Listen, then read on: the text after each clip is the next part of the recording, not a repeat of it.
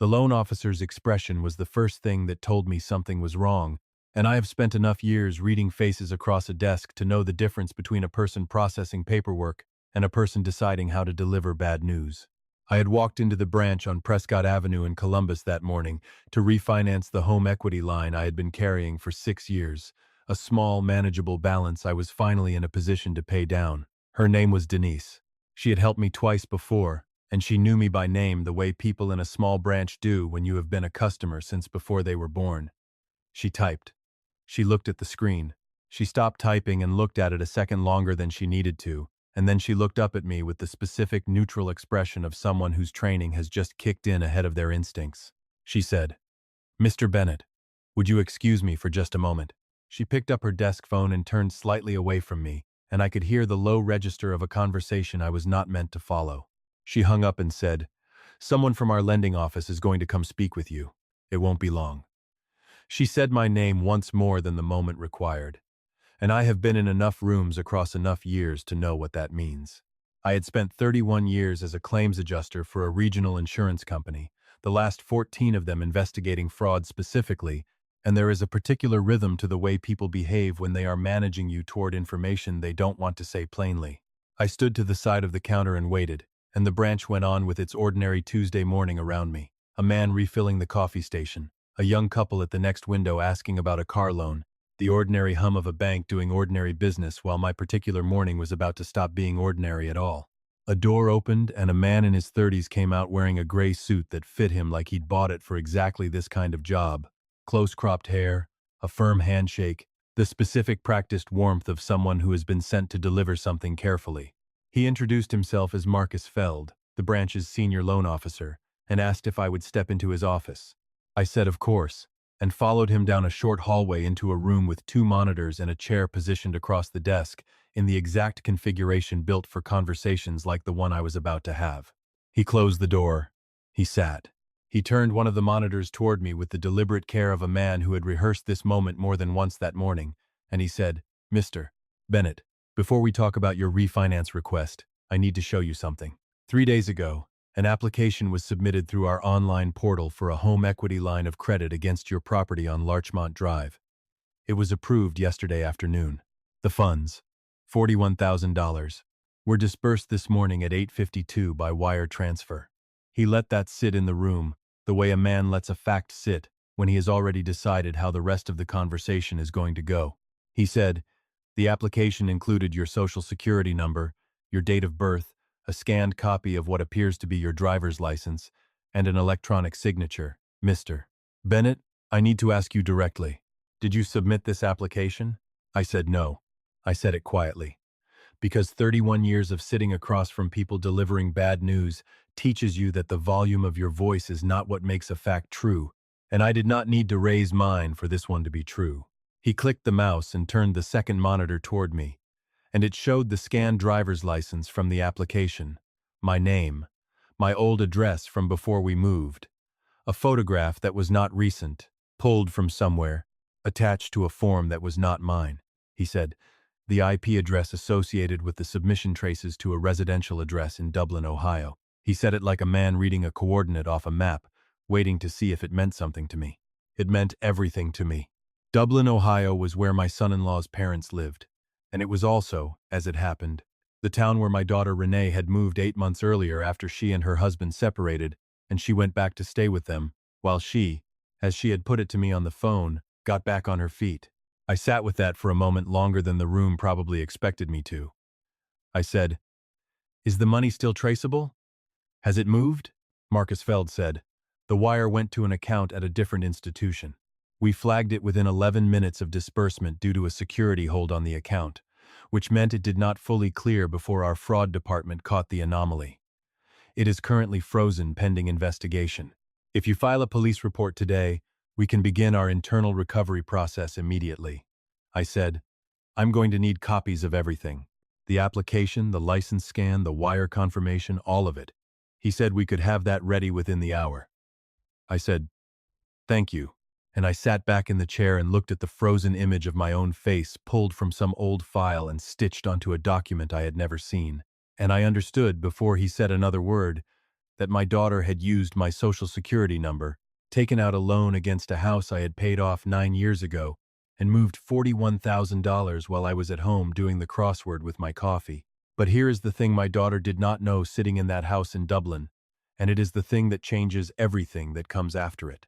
9 weeks before that Tuesday morning, I had already moved the deed to that property into a trust that made this exact kind of loan application procedurally difficult to execute cleanly, and I had already flagged my credit file, and I had already had a conversation with a fraud specialist at that bank that Marcus Feld did not yet know had taken place, because I had asked her specifically not to note it in a way that would be visible to a loan officer processing routine applications. I had known this was coming for 2 months. I had spent those 2 months getting ready, because I am a claims investigator, and the single thing 31 years in that chair teaches you is that people who intend to take something from you will eventually leave a trail, and the trail always shows up before the theft does if you are the kind of person who reads for it. My daughter made the mistake every person who has ever tried to take something from a man who spent his career reading fraud eventually makes. She assumed that because I was 68 and living alone since her mother passed, I had gotten soft in the places that mattered. I want to tell you, sweetheart, wherever you are listening to this from tonight, that I never once got soft in the places that mattered. I only got quiet. My name is Walter Bennett. I am 68 years old, and I live in a house on Larchmont Drive in the Clintonville neighborhood of Columbus, Ohio, that my wife Carol and I bought in 1987 with a down payment we scraped together out of 2 years of overtime, and a wedding gift from her father that we swore we'd pay back, and never did, because he told us the day we tried that. Paying it back would insult him more than keeping it ever. I spent 31 years working fraud claims for a regional insurer, first in the field, walking through burned houses and totaled cars, trying to figure out what actually happened versus what someone wanted the paperwork to say happened, and later at a desk, training the newer adjusters how to read a file the way I'd learned to read one, which is to say, skeptically, patiently, and without letting a person's face tell you more than their documents did.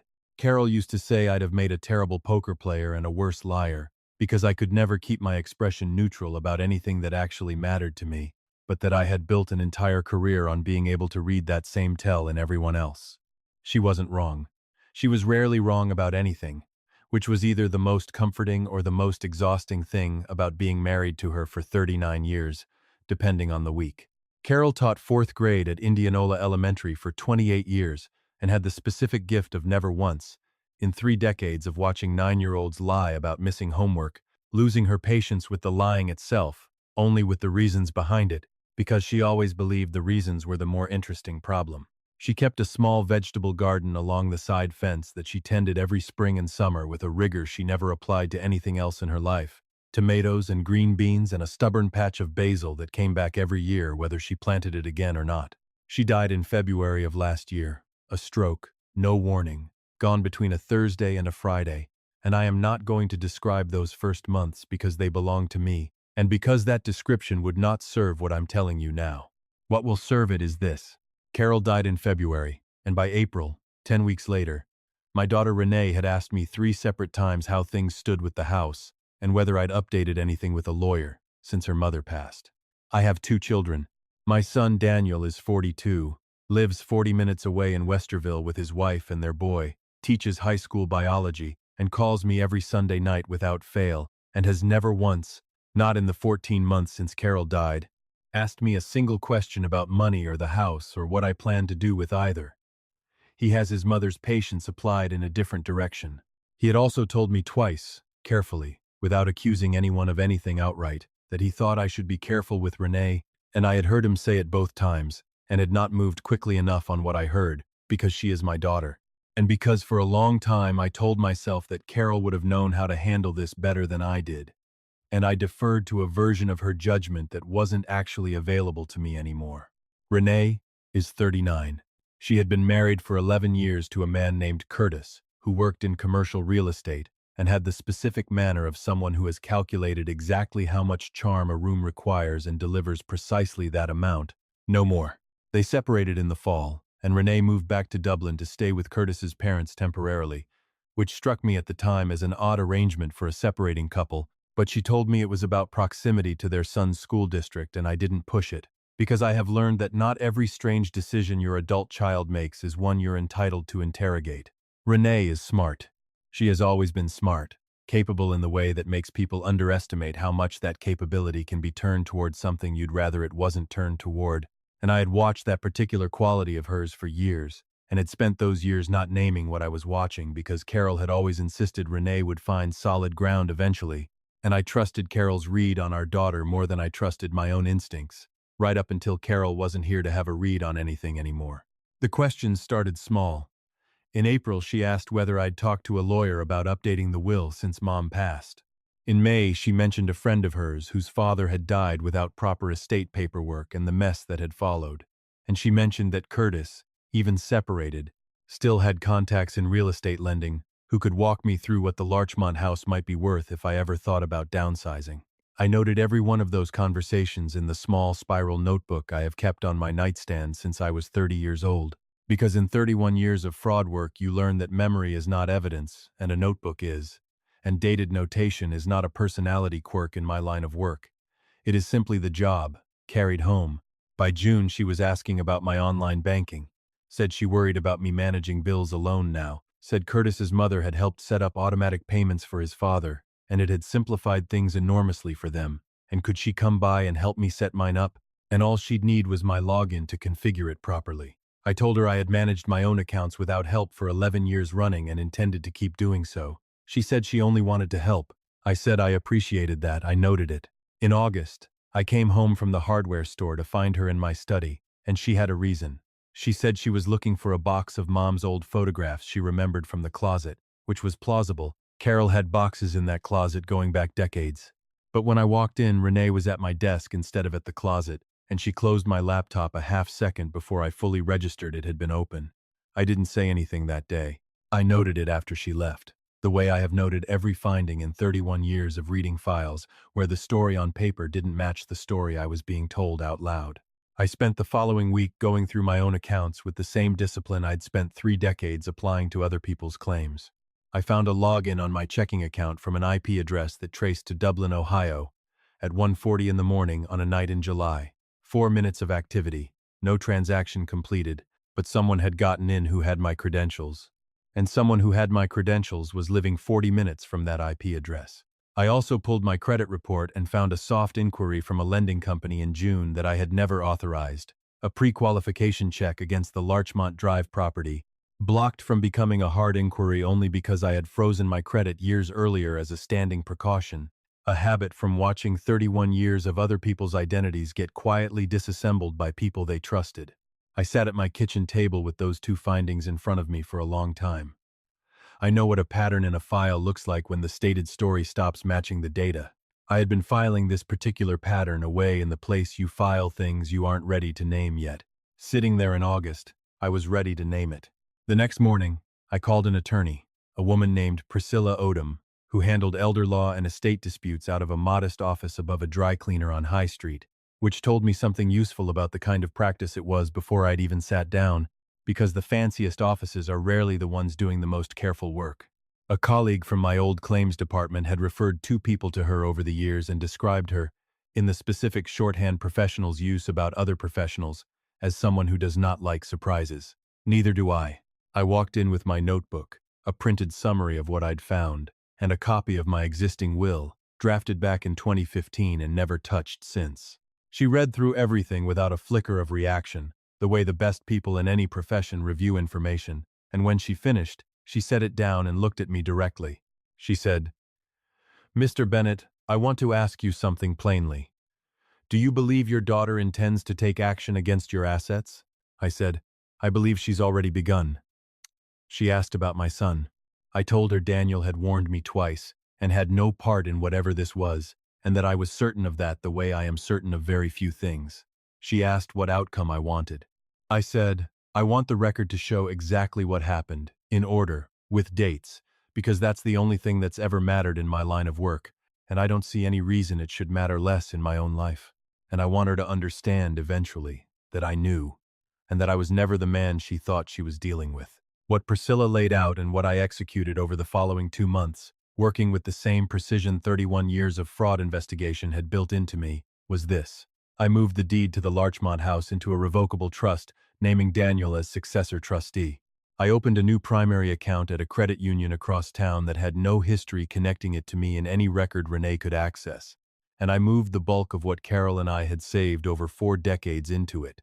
I left my old checking account open at the branch on Prescott Avenue, with a balance that looked, to anyone watching from the outside, like ordinary operating funds, because I understood that if I closed it or drained it suddenly, Renee would notice the shift and change her approach before I had what I needed. I wanted her to see exactly what she thought she was looking for. I also called the bank directly and asked to speak with someone in their fraud and security division, and I was connected to a woman named Ruth Castellano, and I told her precisely what I'd found and what I expected was coming, and I gave her the account number and asked her to flag it for enhanced monitoring and to call me the moment anything unusual touched it. Ruth Castellano told me that in 19 years doing that job, she'd taken maybe 4 calls like mine. I asked her how those had gone. She said, "Well, for the people who called." I said, "Good. That's the outcome I need." 9 weeks later, on that Tuesday morning in October, I drove to the branch to refinance a home equity line I had no real intention of refinancing, because I had told Renee, 3 weeks earlier, in a phone call I'd made specifically to plant it, that I was thinking about consolidating some debt against the house and might head down to the bank soon to look into it. I wanted her to know a window was open. I filed the police report that same afternoon at the Clintonville precinct, and the young officer who took it, a woman named Ferris, told me that given the dollar amount and the documentation I already had assembled, it would go straight to the department's financial crimes unit rather than sitting in a general queue. The detective assigned was a man named Gerald Okafor, mid-40s, unhurried in the way that told me he'd seen enough of these cases to know that hurrying rarely helped anyone, and he called me the following Monday and asked me to come in with everything I had. I brought all of it. The notebook, 4 months of dated entries, the July login record with the Dublin IP trace, confirmed in writing by the bank's fraud department, the June credit inquiry report, a timeline I had built over a long weekend cross-referencing every financial conversation Renee and I had from April through October against my own calendar, dated and sourced. Detective Okafor looked at that timeline for a long while before he said anything. He said, "You built this yourself." I said, "I spent 31 years building files like this for other people's claims. I wasn't about to do a worse job on my own." He asked why I hadn't come to him back in August, the moment I found the login. I said, "In August I had an anomaly. 1 login, wrong hour, wrong location.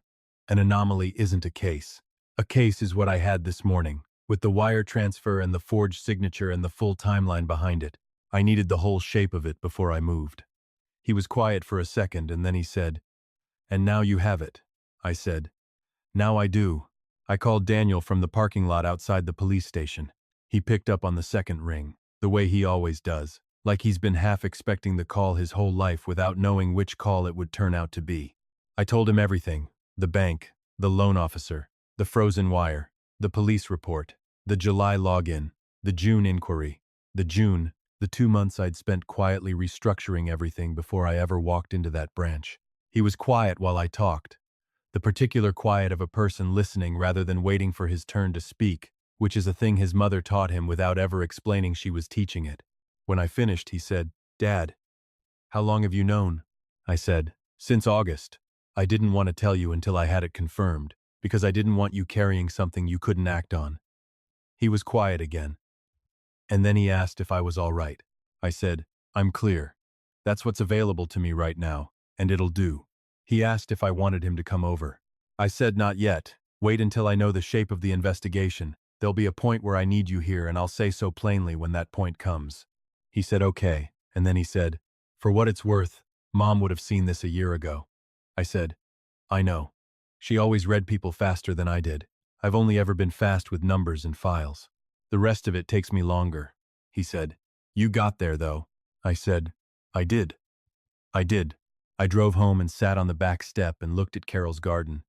Gone a little wild by October, the way a garden goes when the person who understood its specific needs isn't the one tending it anymore. There was still shape to it, because she'd built it with good bones, but the fine details of it were softening at the edges, and I didn't have the knowledge to hold that shape the way she had.